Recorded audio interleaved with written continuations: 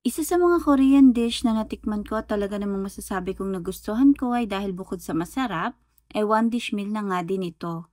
May vegetables, rice, and meat. Nagpakulo na ako ng tubig, ibablanch ko lang yung ating toge, spinach, and carrots. After mag-blanch, ay isosote ko naman yung ating mushroom. Lalagyan ko lamang ito ng sesame oil. Gagamit ako ng thinly sliced beef. Titimplahan ko lamang ito ng soy sauce, sesame oil. Naglagay din pala ako ng honey, gochujang, sugar, garlic, rice vinegar, and naglagay rin ako ng sesame oil. Ilalagay ko na yung carrots, toge, mushroom, spinach, pepino, and syempre yung ating meat, yung ating nilutong thinly sliced beef. Drizzle ko lamang ito ng sesame oil, pagkatapos ilalagay ko na rin yung egg na prinito ko kanina. Ilalagay ko na rin yung sauce na kukumpleto at magpapasarap sa lasa ng ating bibimbap. At syempre, wag natin kalimutang haluin ito ng mabuti. At ayan, luto na yung ating bibimbap na umuusok-usok pa. Talaga namang itsura pa lang ay nakakatakam na.